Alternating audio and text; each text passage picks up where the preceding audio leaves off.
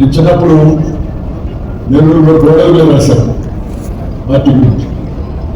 రాయడానికి బ్రష్ ఉండేది కాదు, తాటి మట్టలు, ఆ తాటి పెద్ద దాన్ని కొట్టి దాని అంచంతా కూడా బాగా గేటు నౌకతో దంచి దాన్ని మెత్తపరిచి దాన్నే బ్రష్గా చేసుకొని గోడలు రాశాను. ఒక రోజు సాయంత్రం 2వ సినిమా వదిలిపెట్టారు. నేను గోడ మీద రాస్తా ఉన్నాను. వెనక నుంచి 2 అమ్మాయిలు మాడుకుంటున్నాను. ఏమని, ఒక అమ్మాయి చూడు మన ప్రెసిడెంట్, కాలేజీ ప్రెసిడెంట్ గోడ మీద రాస్తున్నాడు. 2వ అమ్మాయి ఇచ్చానికి ఆమె చేరస్తావా, మన ప్రెసిడెంట్ ఏంటి గోడ మీద రాయడం ఏంటి అని ఇద్దరు వాదించుకున్నారు. వాదించుకున్న తర్వాత వాడు 3 నీకు పోటీ పెట్టుకున్నాను. నేను చెప్పింది కరెక్ట్ అయితే నువ్వు చెప్పింది కరెక్ట్ అయితే నేను నీకు 3 నీకు ఇస్తాను, 10 పెట్టుకున్నాను.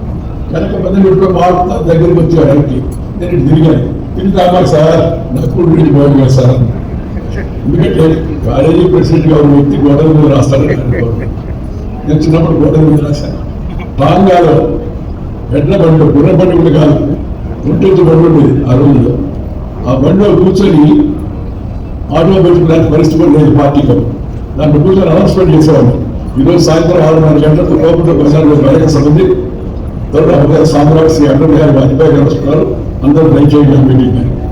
అలా ఆయన మీటింగ్ గురించి మాట్లాడే మైక్లో చెప్పిన వ్యక్తి, ఆ పార్టీ గురించి గోడల మీద రాసిన వ్యక్తి, తన జీవితకాలంలోనే అదే పార్టీకి, అధికార పార్టీకి, అటల్ బిహారీ వాజ్పేయి గారు ప్రధానమంత్రిగా, అద్వానీ గారు ఉప ప్రధానమంత్రిగా ఉంటే వాళ్ళ మధ్యలో కూర్చొని అధ్యక్షుడు వహించే అవకాశం నాకు జీవితంలో దాన్ని మర్చిపోలేదు. దాని అనుకున్న సత్యం ఏంటంటే కొత్త తరం తెలుసుకోవాల్సింది కష్టపడి పని, క్రమశిక్షణతో వ్యవహరించడం, ఒక నియమానికి, సిద్ధాంతాన్ని కట్టుబడి ఉండడం. నేను పార్టీలో చేయడం మొదట్లో జాతర మొదట మా మామ రామనారాయణ గారి పెద్ద నాయకుడు ఉన్నాడు, రామనారాయణ కన్నా ఆయన తీసుకెళ్ళాడు. మామూలు పార్టీని చేస్తారట. ఏ పార్టీ అని అడిగాడు. అడిగితే పార్టీని కాదు, నాకు వాజ్పేయి గారికి చాలా ఇష్టం, అందుకని అదే నిరసంగా మరి అది ఉత్తరాది పార్టీనా అన్నాడు గవర్నర్. అది గవర్నర్ పార్టీనా అన్నాడు గవర్నర్. అది చదువుకున్న పార్టీనా, ఈ దేశంలో ఎక్కువ మంది చదువురారు, అది ఎలా కూడా అన్నాడు. ఆగరాన అది పౌరుడు బాగున్న పార్టీనా అని. అక్కడ మాంసాహారం తినడానికి లేదురా, మనం రైతులు మాంసాహారం పెట్టుకుంటాము అన్నాడు. నేను మొదలు 4 మాటలు జాగ్రత్తగా విన్నాను. ఆఖరి మాట చెప్తే గుడ్డు తింటున్నాను